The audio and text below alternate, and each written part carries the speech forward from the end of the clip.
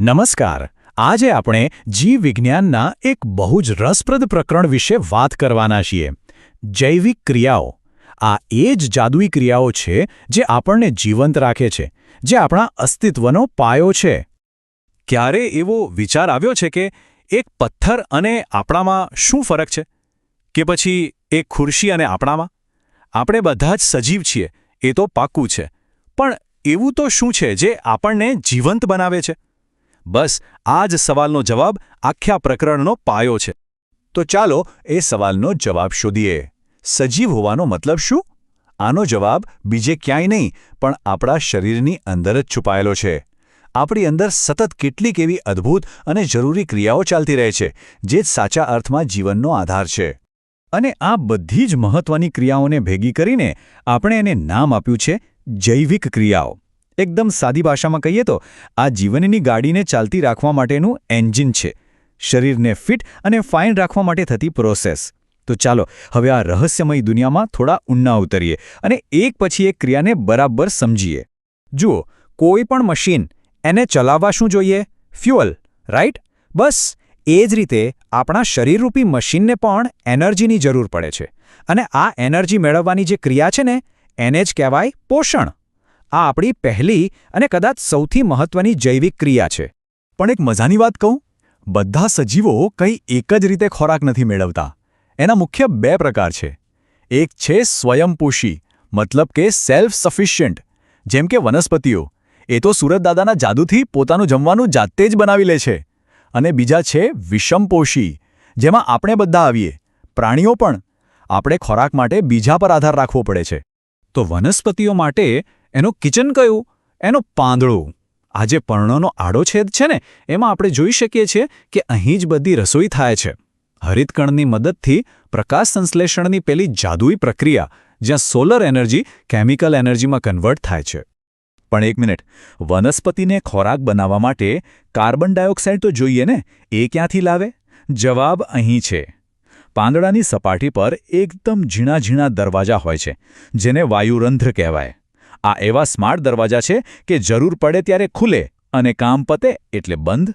ગેસની આપ-લે કરવા માટે. કેવી ગજબની રચના છે નહીં? ચાલો હવે વિષમપોષી પોષણનું એક સિમ્પલ ઉદાહરણ જોઈએ. આ છે અમીબા, એક જ કોષનું બનેલું સજીવ. એ શું કરે ખબર છે? એ પોતાના ખોટા પગ બનાવીને ખોરાકના કણની આસપાસ વીંટળાઈ જાય છે અને પછી ગપ એને પોતાની અંદર લઈ લે છે. આ જે પ્રોસેસ છે એને ખોરાકનું અંતઃગ્રહણ કહેવાય. ઓકે, તો ખોરાક તો મળી ગયો, પણ વાર્તા અહીં પૂરી નથી થતી. આ તો ખાલી શરૂઆત છે. અસલી કામ તો હવે શરૂ થાય છે કે ભાઈ આ ખોરાકમાંથી એનર્જી કેવી રીતે કાઢવી. અને આ જાદુઈ પ્રક્રિયાનું નામ છે શ્વસન. હવે શ્વસન એટલે ખાલી શ્વાસ લેવો અને છોડવો એવું નથી હો. સાચી પ્રોસેસ તો આપણા શરીરના એક એક સેલની અંદર થાય છે.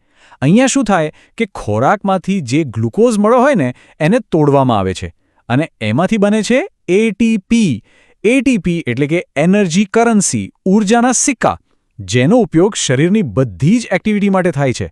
પણ અહીં એક લોજિકલ સવાલ થાય કે આપણે જે ખોરાક ખાધો, જે ઓક્સિજન શ્વાસમાં લીધો, એ બધું શરીરના છેક ખૂણે-ખૂણામાં આવેલા કરોડો અબજો કોષો સુધી પહોંચે છે કેવી રીતે? કંઈક તો સિસ્ટમ હશે ને? અને બસ આ સવાલનો જવાબ જ આપણને આપણી ત્રીજી અને બહુ જ મહત્વની જૈવિક ક્રિયા તરફ લઈ જાય છે. અને એ છે પરિવહન. સમજી લો કે આ આપણા શરીરનું પોતાનું એક સુપરફાસ્ટ ડિલિવરી નેટવર્ક છે, જે ઓક્સિજન અને ન્યુટ્રિયન્ટ્સને દરેક સેલના ઘર સુધી પહોંચાડે છે અને ત્યાંથી જે વેસ્ટ હોય એને પાછો લઈ આવે છે. અને આ આખી ડિલિવરી સિસ્ટમનું હેડક્વાર્ટર કોણ? બોસ કોણ? આપણું હૃદય. આ એક એવો જબરદસ્ત પંપ છે જે આખી જિંદગી એક સેકન્ડ પણ આરામ કર્યા વગર ધબકતું રહે છે અને લોહીને આખા શરીરમાં પહોંચાડે છે. અને આ જે લોહી છે ને, એ ખાલી લાલ પાણી નથી. એની અંદર પણ એક આખી ટીમ કામ કરે છે. રક્તકણ એટલે કે આરબીસી એ ઓક્સિજનની ડિલિવરી કરે છે. શ્વેતકણ એટલે કે ડબ્લ્યુબીસી એ આપણા બોડીગાર્ડ છે, રોગો સામે લડે છે. ત્રાકકણ એટલે કે પ્લેટલેટ્સ એ ક્યાંક વાગે તો લોહીને ગંઠાવી દે છે. અને રુધિરસ એટલે કે પ્લાઝમા એ પોષક દ્રવ્યોને આમથી તેમ લઈ જવાનું કામ કરે છે. પણ વનસ્પતિઓનું શું? એમની પાસે તો ક્યાં હૃદય છે? તો એમનામાં ટ્રાન્સપોર્ટેશન કેવી રીતે થતું હશે? વેલ, એમની પાસે પણ એક મસ્ત સિસ્ટમ છે. એક છે જલવાહક પેશી, સમજો કે પાણીની પાઇપલાઇન, જે મૂળમાંથી પાણીને છેક ઉપર સુધી પહોંચાડે છે. અને બીજી છે અન્નવાહક પેશી, જે પાંદડામાં બનેલા ફૂડને આખા પ્લાન્ટમાં સપ્લાય કરે છે. હવે વિચારો, કોઈપણ ફેક્ટરીમાં જાણે પ્રોડક્શન થાય તો સાથે સાથે કચરો પણ નીકળે, બરાબર? આપણું શરીર પણ એક એવી જ ફેક્ટરી છે. એટલે શરીરમાં જે કચરો પેદા થાય છે એને બહાર કાઢવો તો પડે ને. અને આ જ જરૂરી ક્રિયાને આપણે કહીએ છીએ ઉત્સર્જન. ઉત્સર્જન એટલે સમજી લો કે શરીરની અંદરની સાફ સફાઈ.